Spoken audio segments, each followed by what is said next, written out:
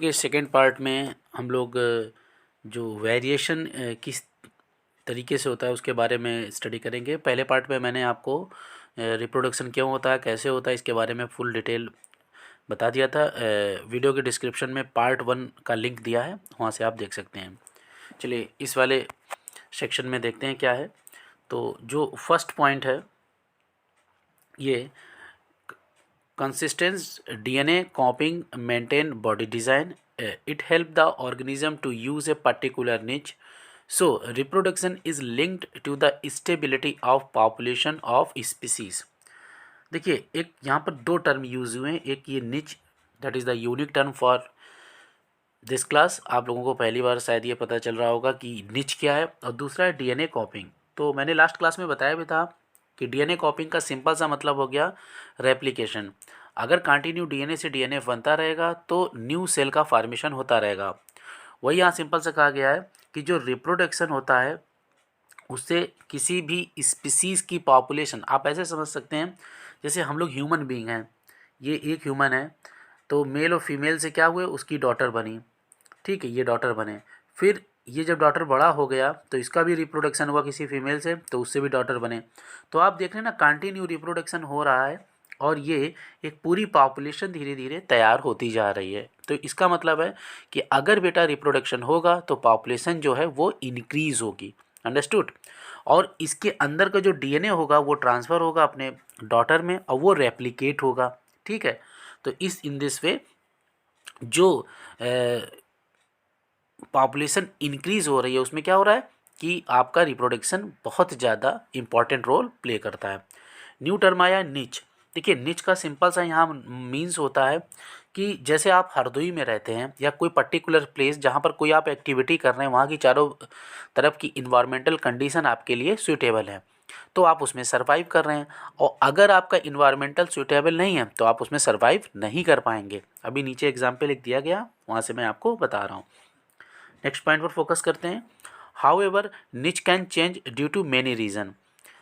क्या रीज़न हो सकते हैं? Change in temperature, water level, meteoroids hits. Okay, तो they are so many factor which influences the niche. Okay, तो niche क्या है? निच वो प्लेस है जहाँ पर कोई ऑर्गेनिज्म रह रहा है, ठीक है, उसका हैबिटेट है और उसके चारों तरफ की इन्वायरमेंटल कंडीशन है तो जिसमें वो सर्वाइव करता। अगर कोई वहाँ पर फैक्टर ऐसा आ जाए जहाँ पर वो सर्वाइव ना कर पाए या उसका निच में वो फैक्टर जो उसके सर्वाइवल के लिए रिस्पॉन्सिबल है वो फैक्टर अगर चेंज हो जाए तो वो सर्वाइव नहीं कर पाएगा। जैसे ये एग्जांपल है नीचे वाला, if a niche is drastically altered the population not suited to that niche is wiped out, individuals having variation may be survived. For example considered a bacterium population, जैसा कि आपको इस डायग्राम में दिख रहा है, मैं भी बता रहा हूँ, ठीक है। ये बहुत सारे आपको बैक्टीरिया दिख रहे हैं, यहाँ लिखा है normal bacteria, heat resistant bacteria, ठीक। अभी मैं बता रहा हूँ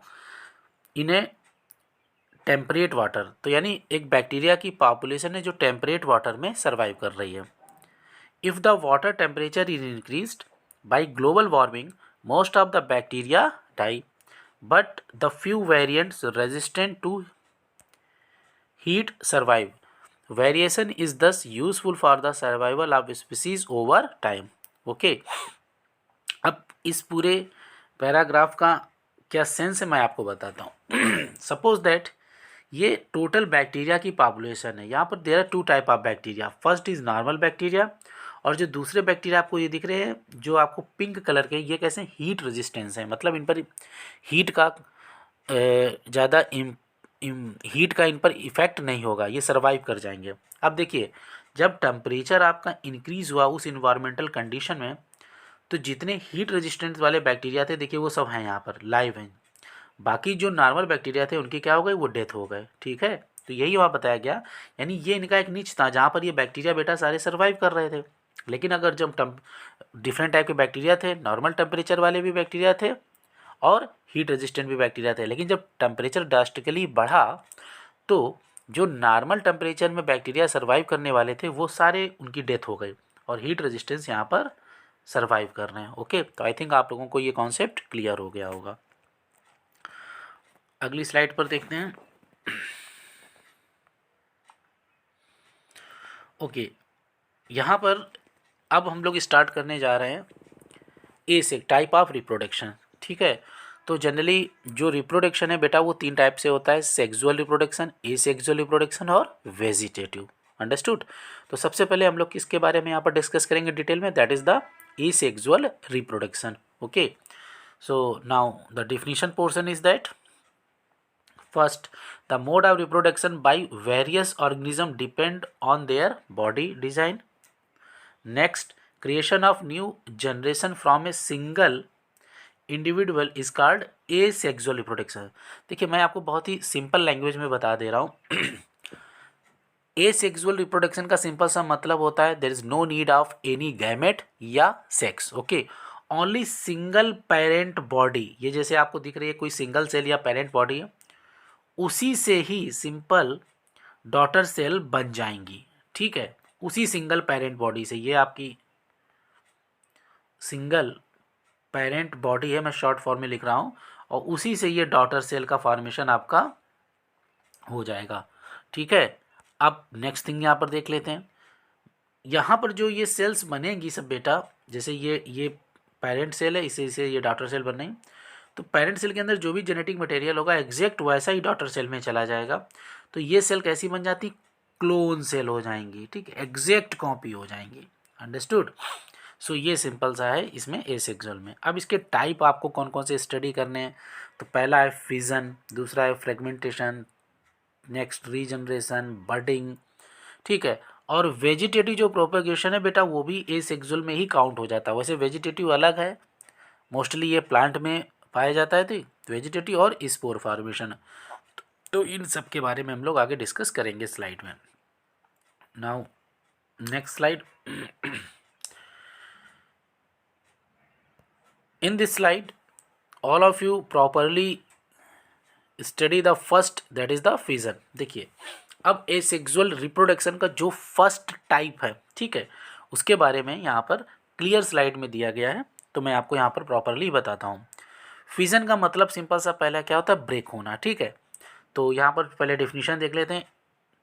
it is the cell division of unicellular organism to form new individual, यानी जो यूनिसेलुलर हैं उन्हीं में ये डिवीजन होगा और उसी से न्यू ऑर्गेनिज्म बनेंगे। यूनिसेलुलर कौन हो गए आपके, बैक्टीरिया एंड प्रोटोजोआ। यहाँ पर एक इंपॉर्टेंट पॉइंट मैं बता रहा हूँ, bacteria are prokaryotic cell but protozoa are eukaryotic cell, but both are in unicellular state। Okay, so there are two type of fission, the first is binary fission and second is multiphase fission। both fission is very important। तो अब हम लोग binary fission का example यहाँ पर study करेंगे। तो इसका एग्जाम्पल आपको यहाँ पर दिया गया है, that is the binary fission in amoeba. अब बेटा इसमें क्या होता है, बाइनरी का मतलब होता है टू, मीन्स एक पेरेंट सेल जब दो डॉटर सेल में स्प्लिट होती है, that division is called binary fission. तो आप सिंपल से यहाँ देख रहे हैं, ये एक पेरेंट सेल है, ये यानी कि अमीबा है। ठीक है, अमीबा रिप्रोडक्शन के लिए रेडी हुआ, जब इसमें एसेक्सुअल रिप्रोडक्शन हुआ किस मोड से, बाइनरी फिजन से, तो ये देखिए दो डॉटर सेल में स्प्लिट हो गया। ये फर्स्ट डॉटर सेल है ये बेटा, और ये आपकी सेकेंड डॉटर सेल है। So that type of reproduction found in the case of amoeba are simply called binary fission. दूसरा बाइनरी फिजन का एग्जाम्पल एक प्रोटोजोआ में दिया गया है। ठीक है, अमीबा भी प्रोटोजोआ है, दूसरा भी जो प्रोटोजोआ है दैट इज कॉल्ड लक्ष्मानिया। ठीक है, इसकी कई स्पीसीज होती है, लक्ष्मानिया, डोनोवेसी। तो इसमें देखिए ये लक्ष्मानिया का एक सिंगल है, जब बाइनरी फिजन होगा तो ये देखिए बीच से डिवाइड हो रहा है, ये देखिए दो डॉटर सेल में बाइफरकेट हो जा रहा है। So that is the two type of binary fission. यहाँ पर एक इंपॉर्टेंट बात मैं भी आपको बता रहा हूँ, बाइनरी फिजन में जो बेटा ये पेरेंट सेल, इस पर फोकस कीजिए, ये अमीबा की पेरेंट सेल और ये लक्ष्मानिया की पेरेंट सेल, इसका एग्जिस्टेंस नहीं रह जाता। मतलब जो पेरेंट सेल हैं वही दो डॉटर सेल में आपकी डिफ्रेंशिएट हो रही हैं, तो पेरेंट सेल तो रह नहीं जाएगी। जैसे मान लीजिए आप हो, आप ही दो भागों में डिवाइड हो जाओ तो दो डॉटर सेल बन गई ना, ये सेंस है यहाँ पर। तो बाइनरी फिजन में पेरेंट सेल नहीं रह जाती है, उनकी एग्जिस्टेंस फिनिश हो जाती है, दो डॉटर सेल में डिवाइड हो जाएंगी।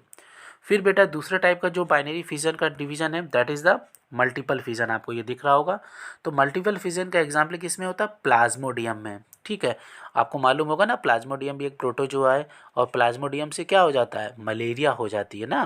तो यहाँ पर आपको मल्टीपल फिजन दिख रहा है, देख रहे होंगे आप इस के अंदर कई प्लाज्मोडियम आपको दिख रहे होंगे। मल्टीपल फिजन का मतलब कई बार डिवाइड होकर बहुत सारे स्पोर का फॉर्मेशन कर देंगे। ठीक है, तो ये आपका टोटल क्या हो गया, मल्टीपल फिजन। तो आई होप आपको ये टाइप क्लियर हो गया होगा। नेक्स्ट स्लाइड पर जाते हैं। जो नेक्स्ट स्लाइड है इसमें भी सिंपल सा डिफिनीशन दी गई जो मैंने आपको प्रॉपरली अभी एक्सप्लेन की है, इस स्लाइड में आप देख सकते हैं, तो आपको ज़्यादा समझ में आ जाएगा। ठीक है, ये बाइनरी फिजन है। In this parent cell divided into two daughter cell that amoeba and Leishmania. In amoeba binary fission take place in any plane. Some unicellular organism have complex body organization, for example Leishmania, इससे डिसीज होती है जिसे बोलते हैं kala azar, have a whip like structure. Here binary fission अगर in related to this structure. ठीक है, और मल्टीपल फिजन में क्या है, in this some single cell organism divided into many daughter cell, so that is the plasmodium, example is malaria parasite. So आप notes भी अपने बना सकते हैं इन स्लाइड का यूज़ करके। तो मैंने यहाँ पर इसीलिए ये स्लाइडें आपको यहाँ पर दी हैं, स्क्रीनशॉट भी ले सकते हैं। देन आफ्टर बेटा अगला जो टाइप है वो आपका क्या है, mode of reproduction used by single organism, और वो भी एक सेक्सुअल का टाइप है दूसरा, दैट इज द फ्रैगमेंटेशन। ठीक है, अब देखते हैं ये क्या है। First point, in this organism simply break up into smaller piece, that smaller piece are called fragments and they grow in into new individual. For example Spirogyra में greenish filamentous multicellular structure seen in pond या lake. देखिए बेटा इसमें क्या है, आप pond में देखेंगे तो ग्रीनिश फिलामेंटस स्ट्रक्चर आपको दिखेंगे। ये क्या है, स्पाइरोगायरा है, और स्पाइरोगायरा की ये एक सिंपल सा आपको पूरा स्ट्रक्चर दिख रहा है, पेरेंट प्लांट बॉडी, या एक सिंगल फ्रेगमेंट है। यही फ्रेगमेंट 20 से 2 पार्ट में डिफरेंशिएट हो रहा है, और देखिए 2 डॉटर सेल यहाँ पर क्रिएट हो गई। तो इस टाइप का जो डिवीजन होगा दैट आर कॉल्ड फ्रेगमेंटेशन। इसका नेक्स्ट पॉइंट है, all multicellular organism cannot simply divide cell by cell because the cell are organized as tissue and organ. Here different cell type perform different function. So reproduction is also performed by a specific cell type. It can grow, proliferate and make other cell type. Very important. यहाँ पर बेटा ये कह रहा है जो multi cellular organism है, जैसे हम लोग हो गए ना ह्यूमन बीइंग, इसमें क्या होता है सेल बाई सेल डिवीजन। ठीक है, वो क्यों नहीं हो रहा है, क्योंकि हम लोगों में टिश्यू होते हैं और ऑर्गन बनते हैं। ये आपको मालूम भी होगा कि टिश्यू सिस्टम में आप लोगों ने ये पढ़ा होगा कि टिश्यू सेल से टिश्यू, टिश्यू से ऑर्गन बनते हैं। तो वहाँ पर प्रोलिफरेशन होता है। ठीक है, देन आफ्टर उसके बाद में फाइनली डिफरेंट टाइप की सेल्स का फॉर्मेशन होता है, वो अलग अलग परफॉर्म करती हैं। ठीक है, अगली स्लाइड पर जाते हैं। मैं आपके लेवल का ही बता रहा हूँ, ज़्यादा डिटेल में इसलिए नहीं जा रहा हूँ कि आपके लेवल से कहीं ज़्यादा ना हो जाए। तो जिस लेवल की आपका एनसीईआरटी में या जो आपके सिलेबस पर है उसी से रिलेटेड मैं यहाँ पर एक्सप्लेन कर रहा हूँ।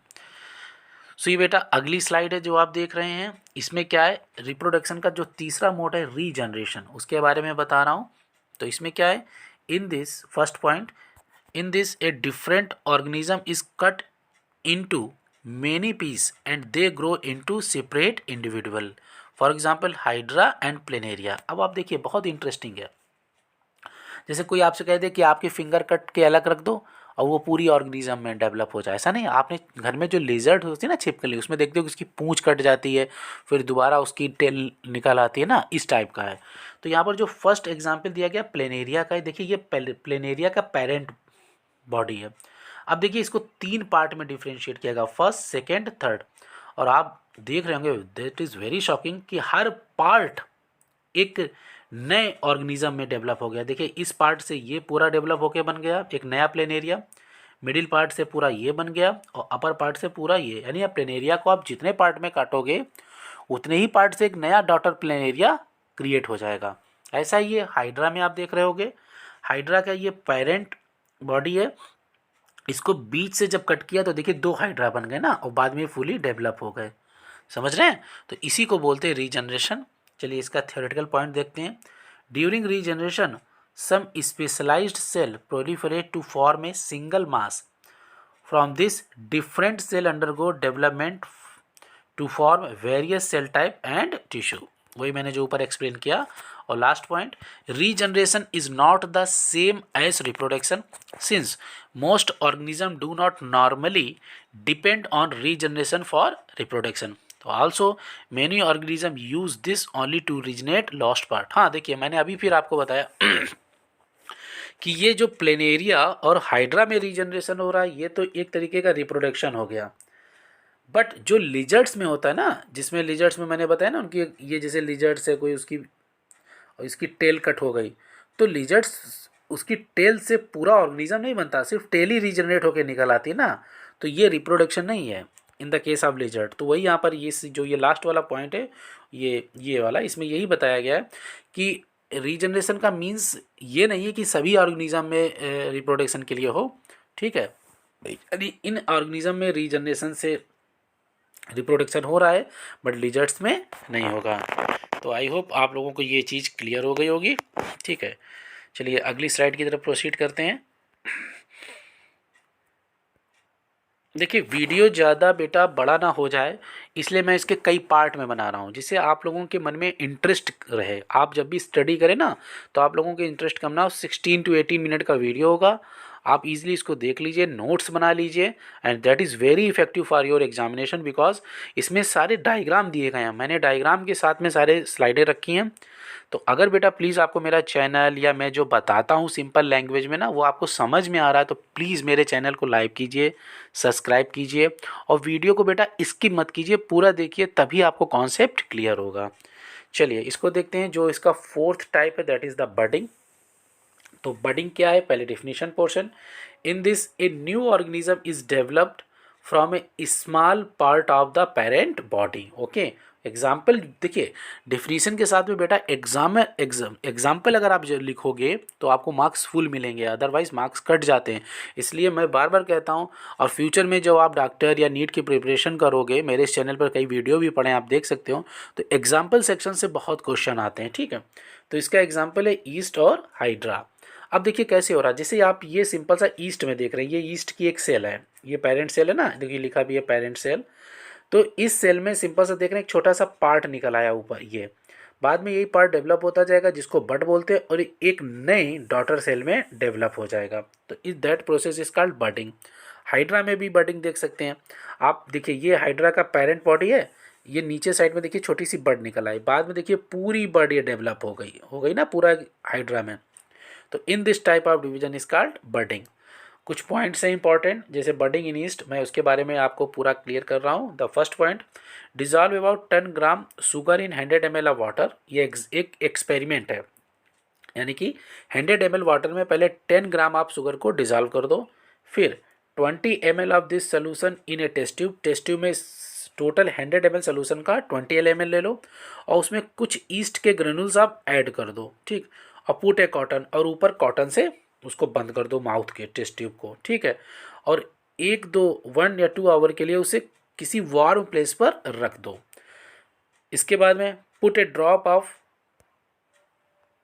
East culture from a test tube on a slide and cover with the cover slip. Observe under microscope. थोड़ी देर बाद आप स्लाइड पर उस जो टेस्ट ट्यूब में ईस्ट अब डेवलप हो गई हैं उसका एक ड्रॉप डाल के माइक्रोस्कोप में देखो। तो जब आप माइक्रोस्कोप में बेटा ऑब्जर्व करोगे, ठीक है, तो आपको ऐसी ही ईस्ट की सेल ये बडिंग करती हुई दिख जाएंगी। तो ये पूरा एक छोटा सा एक्सपेरिमेंट था by which you also observe the budding in the case of yeast cell. तो आज का वीडियो ज़्यादा बड़ा ना हो जाए बेटा, इसलिए मैं आज के वीडियो को यहीं तक रखता हूँ। इसका नेक्स्ट पोर्शन आपको जल्दी मिलेगा। ओके, तो आप लोग स्टडी करते रहें, लर्न करते रहें, और इन स्लाइड से अपनी नोट्स प्रिपरेशन करते रहें। Thank you.